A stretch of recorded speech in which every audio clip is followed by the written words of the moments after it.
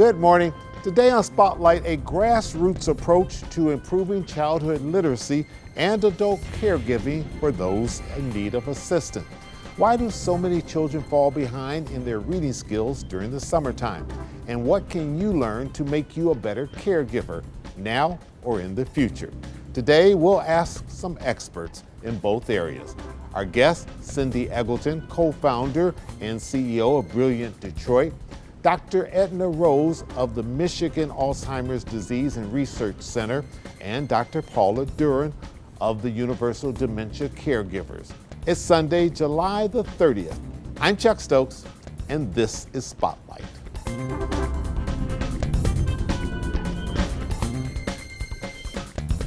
Cindy Eggleton, thanks for joining me today on Spotlight. Let's go back to 2015. You had a vision. Yeah. And you started Brilliant Detroit with 50 kids. Yes. Why? Yeah, thank you, Chuck. And first off, I'm so glad to be on this with you. Well, it's a pleasure to have you. So, first off, I really believe strongly that community needs to be part of what happens for community. I previously was able to lead education at a foundation. I had a large portfolio. Which foundation? United Way. All right. I had a large big foundation. Okay. And what I saw that we needed in community was an organization that could work in the middle of the neighborhoods with kids and families. We work with the adults as well, belly to 8, and actually be in walkable distance and have parents and community have the agency they need. They know what they want for their children better than anybody else does. So we're a very holistic approach. We work in education, health, and family support with over 160 partners. I co-founded this with Carolyn and Jim Bellinson, and at that time it was kind of a radical approach. We repurpose houses into these community hubs. What the heck is that? Today we've grown. We have 18 locations. We've served over 18,000 people. So you've gone from 50 kids to yes, thousands. 18,000 people. And more importantly, we've been able to see reading levels grow 3 levels. And on an evaluation, significant growth in education, health, and family support. The reason, the secret sauce, is that it's people at the center, not organizations. And your primary focus this summer is on summer reading, as opposed to reading all year long, which we hope kids do, but a special emphasis there.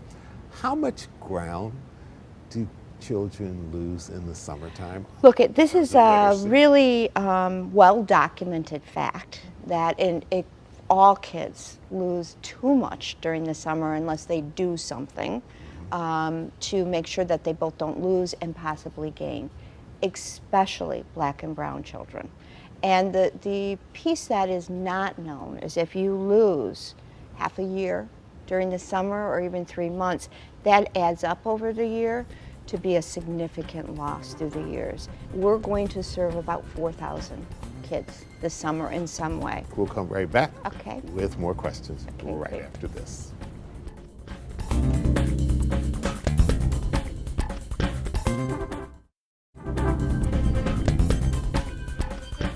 Cindy, let's go back to the hubs for a second. Yes. You've got 18 now. Yes. Your hope is to get to 24. By when? 2024. And there's a reason for that. And how are the hubs selected? The neighborhood selects them. We do not go into, let me talk about that first, and I'll talk to you about why 24, okay? We don't go into any neighborhood unless we're invited in. The neighborhood invites us in. We look for 3 things. 1, is there enough density of children? 2, did we get invited in? And 3, is the neighborhood able to partner with us? Because we really believe this is a partnership with the neighborhood.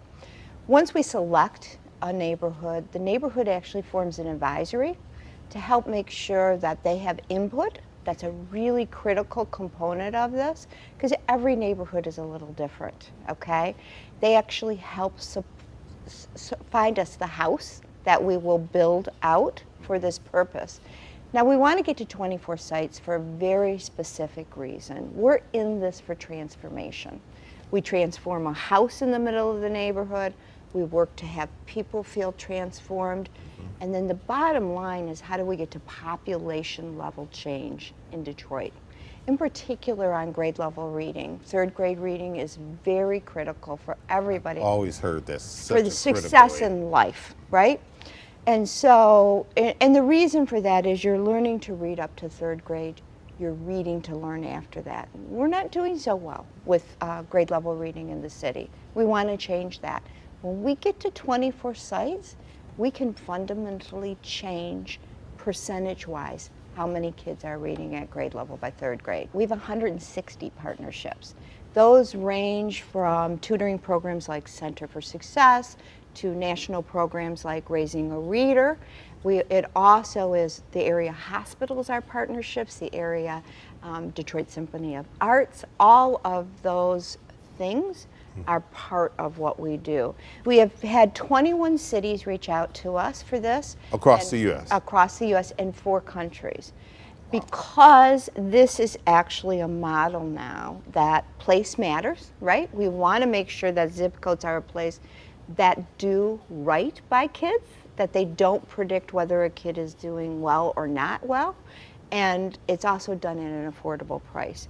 So we're actually starting national expansion right now. We're looking at 3 cities. I won't name them right now. Okay. All right, and then ultimately, we will. But you will be expanding. We will definitely be expanding, and we will have affiliates, and at some point we want to give away the model because we see the tremendous impact, and we want that for kids and families everywhere. We feel it is critically important that every family we work with, and even those we don't work with, have books in their house. It's a well-proven fact that that makes a difference in terms of somebody's being able to read well, but also to love reading. We don't want to just teach a skill. We want us all to have a love of reading, a lifelong drive for knowledge in our lives. So we make sure that all of the kids coming through our sites have multiple books. We work with volunteers, and we need volunteers, that help build out bookshelves, book bags, etc. So kids, and actually the adults, have books in their house. We also take it a step further. We want to work this summer. During the summer, we're doing Men's Read Day. We're doing a day where we're going to actually have building out corners for people's houses, so they have a reading corner. What does that look like? All of those things are critically important for kids and families, and we're on all of it. And what about parents that may not have good reading skills themselves and are intimidated to read to their children or, you know, the young ones in the house because of that? How do you deal with that issue? It's a great question, and it's one that you do not need to read as an adult. It would be great if you get those reading skills, and we help parents and caregivers get them if they want them. But you can tell a story. You can say words. And we actually work to show how you can do that. We have a program as well that's brought in which helps increase the vocabulary spoken to a child before the age of 3, which literally builds the brain. Your brain is about 80% built by the age of 3, and that's done 80%? About 80%. And that is why early childhood is so important. But I would say to you, I come from a family where everybody I was going to ask you, this is personal to you. Yeah, this is really personal. I am a first-generation high school graduate. Now, my parents were the best parents. They really emphasized reading. They really emphasized me doing better, and I did better because of that. But within my family, not my immediate parents, I had family members that didn't read very well. I'm a first-generation high school graduate, as I just said, but also we came from poverty. The family came from poverty. Parents want what's best for their children. Regardless of income. Regardless of anything. You may not have the means. Right. You may think but the you're desire not. is You have the desire, and that is what matters. And that's what we're working with. We believe that parents know what's best for their kids. We honor that, and then we do what we need around it. And again, like I said, we're also giving technical skills out. info@brilliantdetroit.org. Email us. We'll get you connected, and also you can go on our website. But we really need everybody to do this. All right, I can feel the passion. And keep up the good work, and good luck with the expansion as well. And we'll get you back, I promise. Yeah, thank you so much. I appreciate All right, stay here, don't go away. Okay, all right. And we'll be back, and we'll turn our attention to a different age group, and we'll be talking about caregiving and the skills that they need for adults. We'll be right back. Stay with us.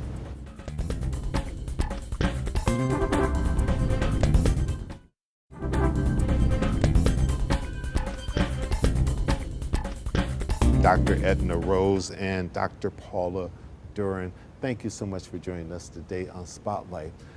There's a big conference coming up just in about a week or so on August the 10th at Wayne County Community College District, and it is called the 8th Annual Aging Matters Education and Expo. The two of you will be very much involved. What are you going to be talking about there? I'm going to start with you, Dr. Duran. Well, what I'll talk about is looking at caregiving now and caregiving in the future. And because there's such a big issue, you know, everybody is experiencing. So you may not be dealing with it now, but 5 years, 10 years from now. Rosalind Carter told us best. You're either a caregiver, you were a caregiver, or you will be a caregiver. So somewhere in your life cycle, you're going to serve that role or been in that role.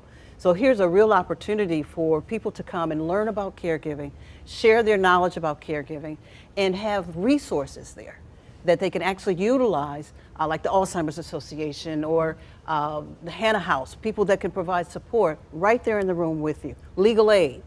So it's a real opportunity. It's a great opportunity because a lot of folks don't want to go to those places, but they will come to a conference. They will, they will.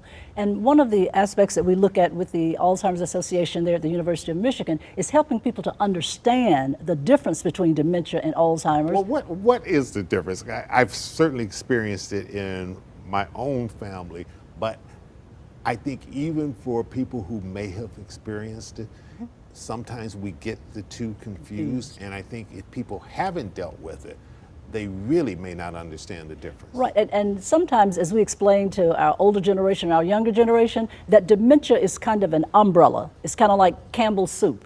Campbell's soup has all these different types of soup, but when you see that red and white can, you know that it's Campbell's soup. Well, dementia is that umbrella. That's that Campbell's soup. And under dementia, you have the different types of dementia. Alzheimer's is a type of dementia. Lewy body is a type of dementia. Parkinson's disease, frontal temporal, Lewy body, all of those are the types. And the way that you can differentiate between Alzheimer's and the other dementias is the behavior, the age of onset, and what they find out on MRIs or through spinal taps. Disease doesn't discriminate. It hits No, it does not. everybody regardless of where you come from in life, regardless of your income, regardless of your education, all of those things. But how we treat it, how we research it, and the information available to us sometimes is different going from community to community. Is that correct?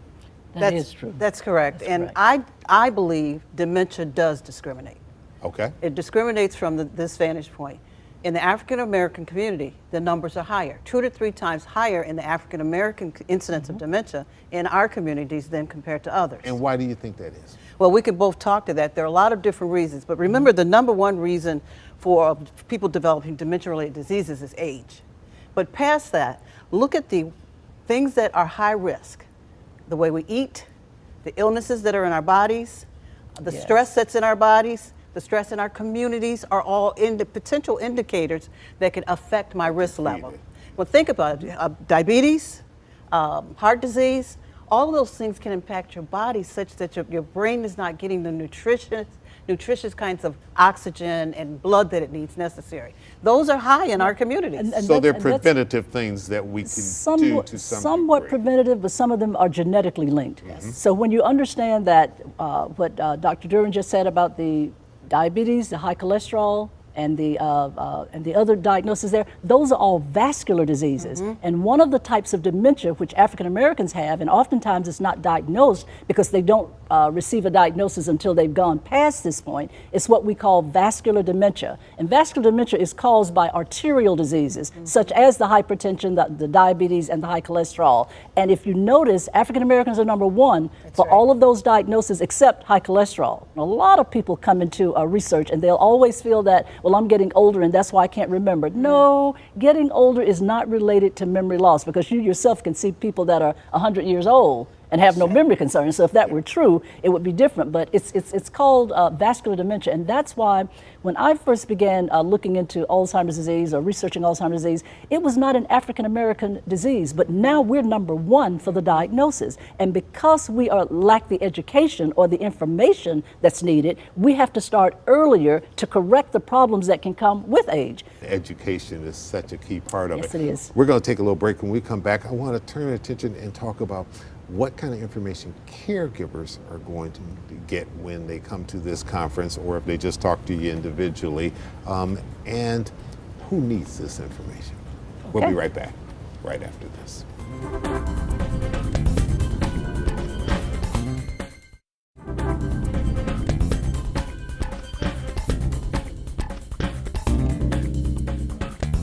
And welcome back to Spotlight.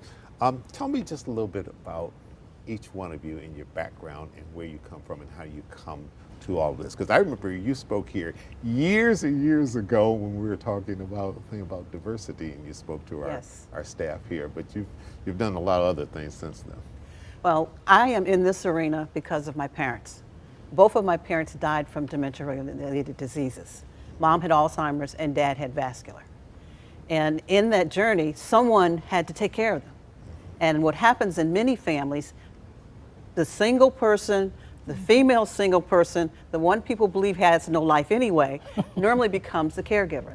So I supported my family and my mom and dad, and I want you to know it was the hardest job I'd ever done, but it's the one I love the most. Sure. Because I got to walk with them through their journey. Well, and they did so much for you. Yes, and I was given permission to do it. Time. Yeah. It's opportunity to give back. So in doing that, I also, as a result of that journey, it impacted me so much because we had all the issues that families have. We had family conflict, we got to court, we had issues of being in charge, who's making decisions, all of those things we had there. I designed a training program called A Caregiver's Passage Through Dementia. And it's been evidence-based and established. But sometimes we go through things for other people. And I believe that this gift that I've been given is for us to help educate other people about the work that we're doing in this arena. You're a psychologist by profession? Yes, I am a psychologist by profession. Okay, you've written a book called On the Front Porch, a collection of stories from Black families. If people come to the conference, this is one of the things that I think they'll be able to receive or purchase one way or another. Yes. As you wrote this book, what did you want people to get out of it? I wanted people to see the African American caregivers, because many caregivers feel like no one knows I'm here. I'm alone, I'm by myself, I'm doing all this work and no one's appreciating it. But I also wanted them to learn about dementia, because too often in our communities, we still think dementia is a mental illness. And you know what happens with mental illness in communities of color. We often hide it. Yes. We're becoming more open, but we often hide it. I want them to know it's a brain disease.